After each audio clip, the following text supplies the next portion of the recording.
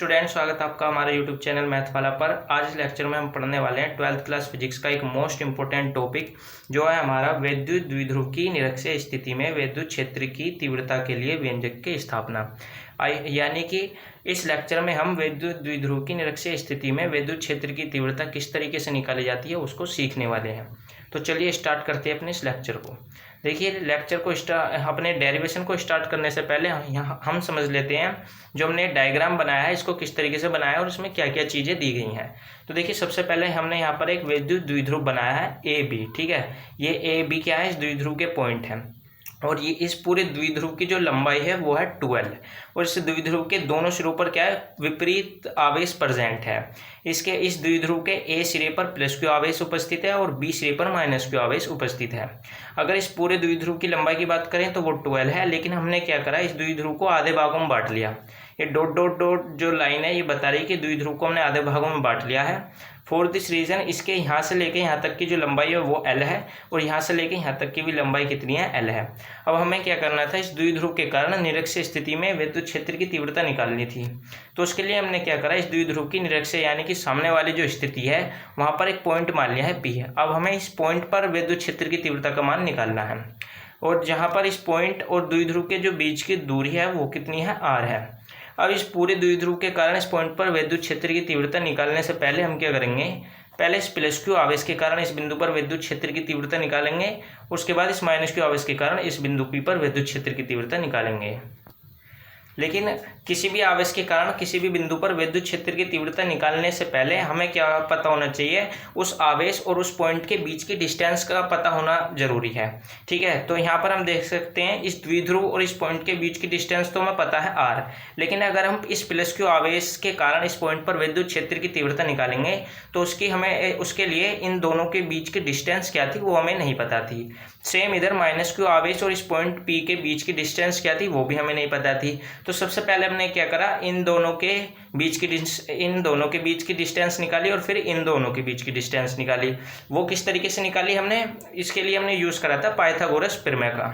अब आप यहाँ देख सकते हैं ये वाली लाइन और ये वाली लाइन और फिर ये वाली लाइन, ये किसका रूप बना रही है, एक ट्रायंगल का रूप यहाँ पर बन रहा है, वो भी समकोण त्रिभुज का। और आप इधर भी देख सकते हैं ये लाइन और ये वाली लाइन मिलकर किसका रूप बना रही है, एक समकोण त्रिभुज का ही रूप बना रही है। यानी कि हम इसमें पाइथागोरस प्रमेय का यूज़ कर सकते हैं। पाइथागोरस प्रमेय का यूज़ क्यों कर रहे हैं, क्योंकि पाइथागोरस प्रमेय होती है कर्ण स्क्वायर बराबर आधार स्क्वायर प्लस लंब स्क्वायर, और उसका इस प्रमेय का हम यूज़ कर क्यों रहे हैं, क्योंकि हमें लंब के ये जो ट्रायंगल हमें दिखाई दे रहा है इसमें जो इसका लंब है वो भी पता है R है, इसका जो आधार है हमें वो भी पता है L, क्योंकि देखिए यहाँ से लेकर यहाँ तक की डिस्टेंस अगर L है तो ऊपर वाली भी तो यही डिस्टेंस है, तो इसकी भी वैल्यू कितनी आएगी, L। सेम ऐसी इस वाले त्रिभुज की अगर हम बात करें तो इसमें जो हमारा लंब है वो R है और जो हमारा आधार है अगर ये वाली लेंथ L है तो इसकी भी ये जो लेंथ होगी वो भी L होगी। तो हमें यहाँ पर हमें क्या करना था, इस प्लस क्यू और पॉइंट P के बीच की डिस्टेंस निकालनी थी जो इस ट्रायंगल के लिए कर्ण के फॉर्म में है। और इधर भी हमें क्या करना था, इस माइनस क्यू और इस पॉइंट P के बीच की डिस्टेंस निकालनी थी जो कि यहाँ किसके फॉर्म में है, इस वाले त्रिभुज के लिए कर्ण की फॉर्म में दी हुई है। तो हम पाइथागोरस प्रमेय का यूज़ करके यहाँ से लेके यहाँ तक की डिस्टेंस और यहाँ से लेके यहाँ तक की डिस्टेंस को निकाल सकते हैं। एक बार देखते हैं हमने कि ये R square plus L square का होल अंडर रूट जो ये डिस्टेंस है वो किस तरीके से निकाली है। देखिए, हम जानते हैं पाइथागोरस प्रमेय होती है कर्ण का वर्ग बराबर आधार का वर्ग प्लस में लंब का वर्ग। तो हमें कर्ण तो निकालना था, क्योंकि हमें कर्ण वाली जो डिस्टेंस हमें द्विध्रुव में दी गई है वो तो हमें पता करनी थी, तो कर्ण का वर्ग तो हमने ऐसे लिख लिया। लेकिन आधार का वर्ग, आधार की जो वैल्यू थी वो L थी तो हमने यहाँ L का वर्ग कर दिया।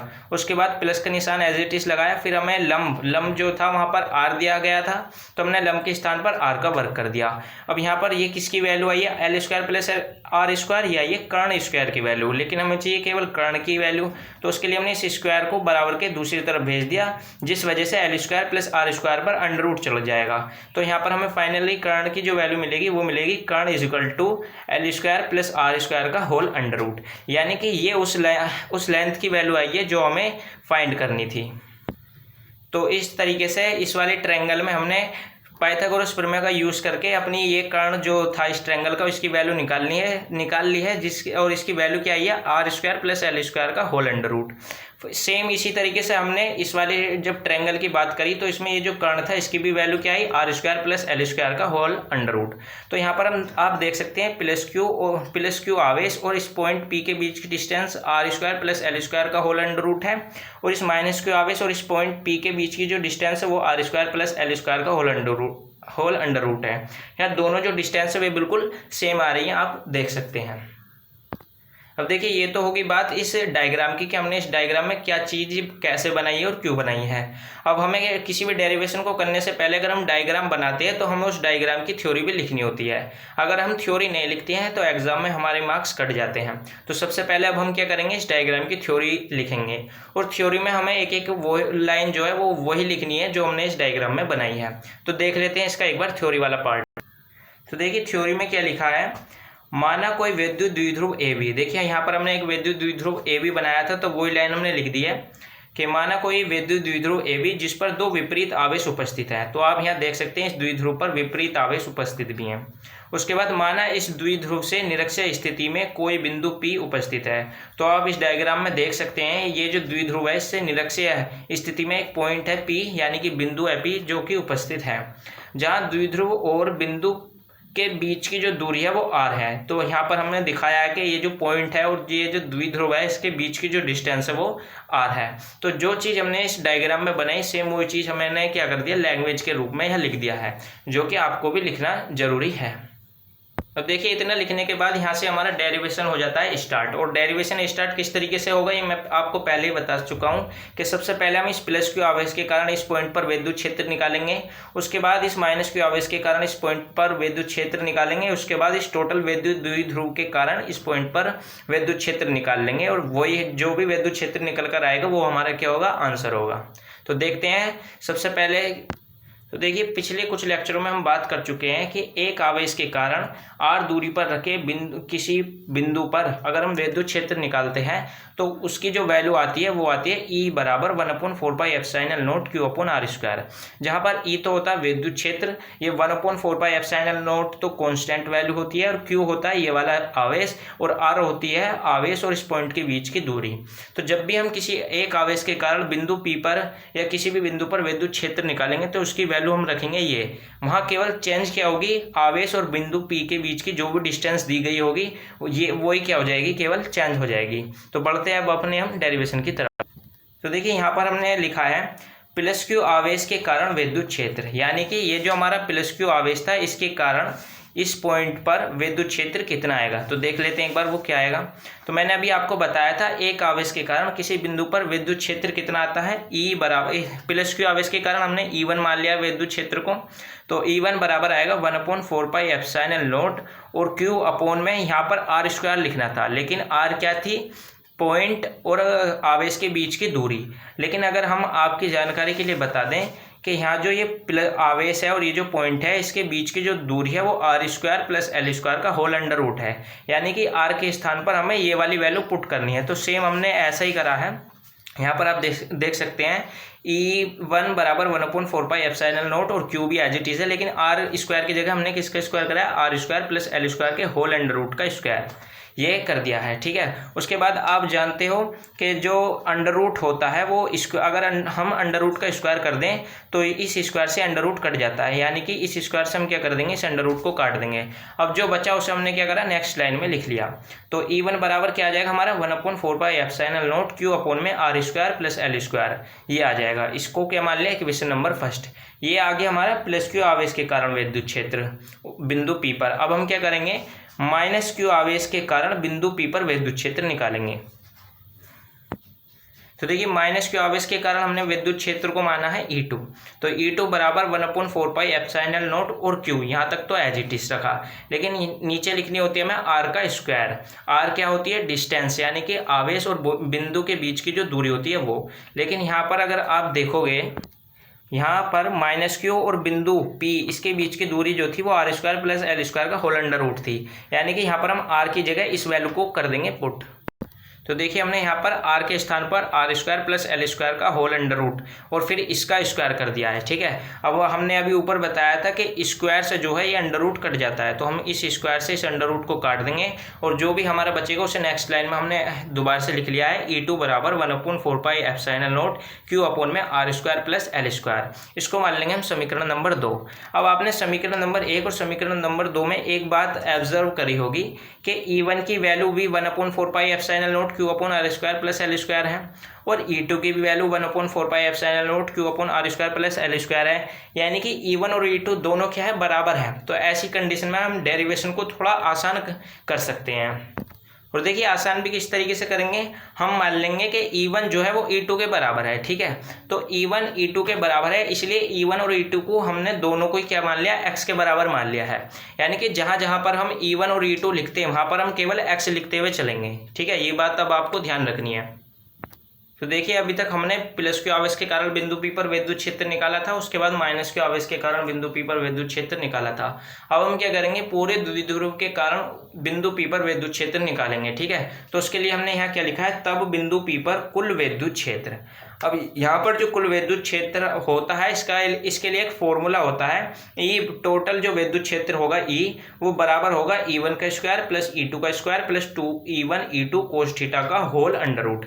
अब ऐसे ये वाला फॉर्मूला हम यूज़ कब करते हैं, देखिए उस फॉर्मूले का यूज़ हम ऐसी कंडीशन में करते हैं। देखिए आप यहाँ देख सकते हैं, इस प्लस क्यू आवेश के कारण इस पॉइंट पर विद्युत क्षेत्र निकाल लें, इस माइनस क्यू आवेश के कारण इस पॉइंट पर विद्युत क्षेत्र निकाल लें, तो इन दोनों के कारण यहाँ पर एंगल बनते हुए हमें नजर आ रहे हैं। इन एंगलों को मान लिया हमने थीटा, ये भी एंगल थीटा है, ये भी एंगल थीटा है। तो और इसी पॉइंट पर हमें क्या करना है, कुल विद्युत क्षेत्र निकालना है। तो जब भी हम कुल विद्युत क्षेत्र ऐसे पॉइंट पर निकालते हैं जहाँ पर हमें एंगल दिखाई दे जाते हैं या वहाँ पर एंगल बने होते हैं, तो उस कंडीशन में हम टोटल विद्युत क्षेत्र के लिए इस फॉर्मूले का यूज करते हैं। ठीक है, तो टोटल जो विद्युत क्षेत्र होगा बिंदु P पर वो होगा E बराबर E1 square plus E2 square plus 2E1 E2 cos theta. और अभी मैंने आपको बताया था कि E1 और E2 क्योंकि बराबर आ रहा था तो इसलिए हमने E1 और E2 को x के बराबर मान लिया था।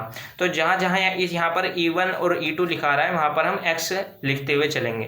तो देखिए नेक्स्ट लाइन में हमने क्या लिखा है, E बराबर E1 के स्थान पर x का स्क्वायर प्लस E2 के स्थान पर भी x का square plus 2 as it is डाल लिया, इस E1 के स्थान पर भी x, इंटू में E2 दे रखा तो यहाँ पर इंटू में भी हमने x कर दिया है और कोस थीटा की जगह यहाँ पर आ जाएगा कोस 2 थीटा। अब यहाँ पर थीटा क्या है, एंगल है, लेकिन हमने अभी आपको डायग्राम में दिखाया था कि यहाँ पर हमें दो एंगल मिल रहे हैं। देखिए इस डायग्राम में आप देख सकते हैं एक एंगल ये है, एक एंगल ये है, तो 2 थीटा हमें दिखाई दे रहे हैं। तो थीटा के स्थान पर हम क्या लिख सकते हैं, 2 थीटा लिख सकते हैं। तो यहाँ पर हमारी ओवरऑल वैल्यू आ जाएगी E बराबर x square plus 2x into cos 2 theta. अब यहाँ पर आप देख सकते हैं नेक्स्ट लाइन में E बराबर ये एक एक्स स्क्वायर और ये एक एक्स स्क्वायर जोड़कर क्या बन गए, 2x स्क्वायर, प्लस का निशान एज इट इज लगाया, ये 2 भी एज इट इज अभी लिख रखा है हमने। अब देखिए ये वाला x और ये वाला x गुणा में है और हम जानते हैं गुणा में घातें जुड़ जाती हैं, इस x की भी घात 1 है, इस x की भी घात 1 है। तो जब हम इन दोनों को गुणा करेंगे तो एक x तो ये वाला x तो हमारा एज इट इज आ जाएगा, लेकिन 1 और 1 इनकी जो पावर है वो ऐड होने के बाद 2 बन जाएगी, यानी कि 2x इंटू एक्स की जो वैल्यू आएगी वो आएगी 2x स्क्वायर और ये कोस 2 थीटा हमने एज इट इज डाल लिया है। ठीक है, उसके बाद हम क्या करेंगे, इधर भी 2x स्क्वायर है प्लस इधर भी 2x स्क्वायर है, इन दोनों टर्मों में से हम 2x स्क्वायर को क्या करेंगे, कॉमन ले लेंगे। तो कॉमन लेने के बाद क्या बनेगा हमारा, ई तो एज इट इज बराबर में ये 2x स्क्वायर हमने कॉमन ले लिया, तो यहाँ पर तो बचेगा 1 प्लस का निशान एज इट इज और यहाँ पर 2x स्क्वायर कॉमन लेने की वजह से यहाँ से 2x स्क्वायर हट जाएगा और यहाँ बचेगा हमारा कोस 2 थीटा। इतना होने के बाद हमने नेक्स्ट लाइन में क्या करा, देखिए यहाँ पर x स्क्वायर है, इस x स्क्वायर को हम अंडर रूट से बाहर लेकर जाएंगे। जैसे ही हम x को अंडर रूट से बाहर निकालेंगे तो x की एक वैल्यू कम हो जाएगी, यानी कि बाहर केवल एक ही x आएगा। तो एक x तो ये x स्क्वायर तो आगे अंडर रूट से बाहर, अंदर क्या बचा अंडर रूट के, ये 2 बचा और ये 1 प्लस कोस 2 थीटा ये भी ऐसी बचा, तो इसको हमने ऐसे लिख लिया। अब हमें यहाँ क्या करना है, हमें कोस 2 थीटा की वैल्यू रखनी है इस वाली लाइन में। तो कोस 2 थीटा की वैल्यू हम जानते हैं, कोस 2 थीटा जो है वो बराबर होता है 2 कोस स्क्वायर थीटा माइनस 1 के। तो ये जो कोस 2 थीटा की वैल्यू हमें मिल रही है इसको हम रख देंगे यहाँ पर। तो देखिए हमने ई भी ऐसे लिखा, बराबर में x बाहर चल रहा था, अंडर रूट के अंदर यहाँ पर 2 था, यहाँ ब्रैकेट में 1 प्लस यहाँ पर cos 2 थीटा लिखा हुआ था, और हमने अभी वैल्यू देखी cos 2 थीटा की वैल्यू होती है 2 cos स्क्वायर थीटा माइनस 1, तो cos 2 थीटा के स्थान पर हमने ये लिख दिया है। अब आप यहाँ देख सकते हैं यहाँ प्लस का 1 है और इधर ये माइनस का 1 है, तो इस 1 से ये 1 कैंसिल आउट हो जाएगा। अब जो बच्चा वो हमने नेक्स्ट लाइन में लिख लिया, तो नेक्स्ट लाइन में e बराबर x और अंडर रूट में 4 cos स्क्वायर थीटा आ गया। अब ये 4 cos स्क्वायर थीटा कहाँ से आया, देखिए एक 2 यहाँ पर चल रहा था और ब्रैकेट के अंदर यहाँ पर 2 cos स्क्वायर थीटा बचा था, तो हमने इस 2 की मल्टीप्लाई अंदर इस ब्रैकेट में जो 2 cos स्क्वायर थीटा लिख रहा था उसमें कर दिया, तो 2 दूनी 4 और cos square theta as it is आ गया। अब यहाँ तक करने के बाद आप देख सकते हैं यहाँ पर अंडर रूट में 4 cos स्क्वायर थीटा बन गया। अब हमने क्या करा, x तो अंडर रूट से पहले ही बाहर निकाल लिया था, अब इस 4 cos स्क्वायर थीटा को भी हमने अंडर रूट से बाहर निकालेंगे। तो जैसे ही हम अंडर रूट से 4 cos स्क्वायर थीटा को बाहर निकालेंगे तो यहाँ पर cos स्क्वायर थीटा था, यानी कि cos थीटा जो है इसकी 2 वैल्यू थी, तो यहाँ पर हमारा ख्याली 1 cos थीटा रह गया। अब 4 को हम किस तरीके से लिख सकते हैं, 2 गुणा 2 इस तरीके से लिख सकते हैं। तो जब भी हम 2 गुणा 2 इस 4 को अंडर रूट से बाहर निकालेंगे तो 1 2 ही केवल इस अंडर रूट से बाहर आएगा, ये वाला दूसरे 2 अंडर रूट से बाहर नहीं आएगा, तो इसीलिए e की वैल्यू हमें मिलेगी x एज इट इज, और 4 cos स्क्वायर थीटा की जगह 2 मिलेगा, और यहाँ पर 2 cos स्क्वायर थीटा थे तो यहाँ पर भी हमें केवल 1 cos थीटा ही बाहर मिलेगा। इतना करने के बाद अब आपको क्या करना है, ये जो x है x की वैल्यू हमें पुट कर देनी है, ठीक है। तो x की वैल्यू क्या है वो एक बार हम आपको दिखा दें। देखिए ये जो x है हमने बराबर माना था e1 और e2 के, और e1 और e2 की वैल्यू क्या थी वो भी एक बार हम दिखा देते हैं। तो देखिए e1 और e2 की वैल्यू है, e1 की वैल्यू भी 1/4 epsilon not q upon r square plus l square है, और सेम इसी तरीके से e2 की भी value 1/4 epsilon not q upon r square plus l square है। ये दोनों ही वैल्यू सेम थी, यानी कि अब x के स्थान पर हमें ये वाली वैल्यू क्या कर देनी है, पुट कर देनी है। तो देखिए हमने यहाँ पर e तो एज इट इज लिखा, x के स्थान पर 1/4 epsilon not q upon r square plus l square as it is लिखा, और उसके बाद ये 2 cos थीटा को ऐसे ही तार लिया। अब यहाँ पर आप देख सकते हैं जो यह हमारा cos थीटा है, हमें इस cos थीटा को यहाँ से रिप्लेस करना है, इसको हटाना है। अब cos थीटा की जो वैल्यू होती है हम जानते हैं कि cos थीटा बराबर होता है आधार बटे कर्ण, ठीक है। तो cos थीटा की ये वाली वैल्यू हम यहाँ पर पुट कर देंगे, तो ये cos थीटा की वैल्यू आधार बटे कर्ण के हिसाब से क्या आएगी वो एक बार हम देख लेते हैं डायग्राम में।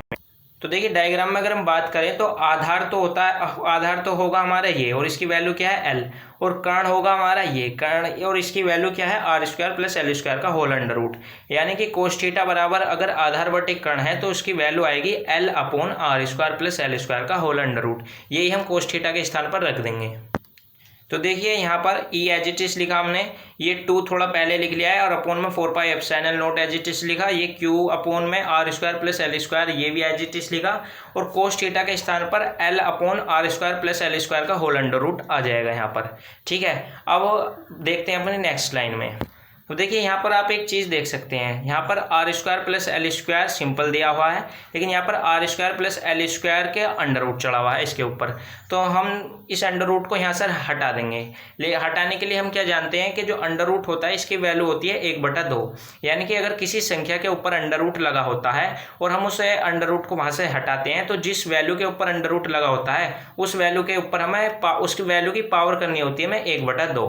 तो यदि मैं r square plus l square की पावर लिख दूँ 1/2 तो उससे ये अंडर रूट हट जाएगा। ऐसे ही हमने क्या अपना नेक्स्ट लाइन में, तो देखिए यहाँ पर आप देख सकते हैं e एज इट इज हमने लिखा है, 1/4 पाई एप्सिलॉन नॉट भी एज इट इज लिखा है, और ऊपर जो 2ql अलग अलग चल रहा था उसको हमने एक साथ लिख लिया है, और यहाँ पर अपॉन में r square plus l square as it is डाल लिया है, और इनटू में 1/r square plus l square, और इसके ऊपर अंडर रूट था वो हमने हटा दिया, और उसे हटाने के बाद इस पूरी वैल्यू के ऊपर पावर आ जाएगी 1/2, ठीक है। यहाँ तक करने के बाद अब आपको क्या करना है, आप देख सकते हैं कि r square plus l square इसकी पूरे की पावर दे रखी है 1, और इनटू में r square plus l square और इस पूरे की पावर दे रखी है 1/2।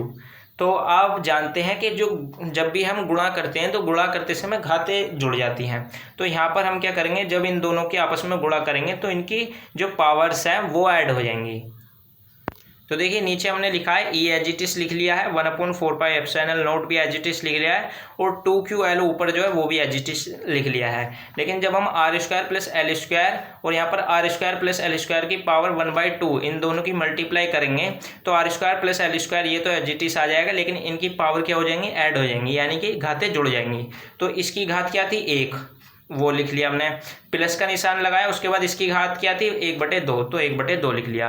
अब देखिए जब भी हम 1 + 1/2 को इसको सोल्व करेंगे तो हमारा आंसर क्या आएगा, 2 की गुणा 1 में करेंगे, 2 एकम 2 और फिर उस 2 में इस 1 को जोड़ देंगे तो हमारा ऊपर बन जाएगा 3 और बटे में 2 ही लिखा रह जाएगा। यानी कि 1 + 1/2 को सोल्व करने पर आंसर आएगा हमारा 3/2। तो हम क्या करेंगे, नेक्स्ट लाइन में r² प्लस L² की पावर जो है 3/2 को लिख देंगे। तो देखिए हमने यहाँ नीचे लिख दिया है E = 1/4πε0 2QL ऊपर एज इट इज अपॉन में r² प्लस L² की पावर 3/2। अब देखिए हम जानते हैं 2QL जो है इसकी वैल्यू होती है P, यानी कि 2QL P के बराबर होता है। तो जहाँ पर हमने 2QL लिखा है उसके स्थान पर हम क्या लिख देंगे, P लिख देंगे। तो नेक्स्ट लाइन में हमने लिखा है E = 1/4πε0 P अपॉन में r² प्लस L² की ओवरऑल पावर 3/2। इतना करने के बाद देखिए आप इसमें देख सकते हैं ये जो R है और ये जो L है, ये द्विध्रुव के अंदर जब हमने डायग्राम बनाया था तो R और L ये दूरी ली गई थी, जहां पर R जो है बहुत बड़ी थी L से। तो ऐसी कंडीशन में हम क्या करते हैं, क्योंकि L जो है वो बहुत छोटा है R से, तो हम L को 0 मान लेते हैं। एक बार आप इस चीज़ को डायग्राम में भी देख सकते हैं। देखिए डायग्राम में ये वाली तो वैल्यू है R और ये वाली वैल्यू क्या है, L। तो आप देख सकते हैं ये जो L है ये R की तुलना में काफ़ी ज़्यादा छोटी है। तो ऐसी कंडीशन में हम क्या करेंगे, L क्योंकि L को शो करके दिखाएंगे कि ये R से बहुत ज़्यादा छोटी है, और फिर L के स्थान पर हम 0 पुट कर देंगे, यानी कि L की जो वैल्यू होगी उसको हम 0 मान लेंगे। तो यहाँ पर हमने शो करके दिखाया कि L जो है बहुत छोटा है R से।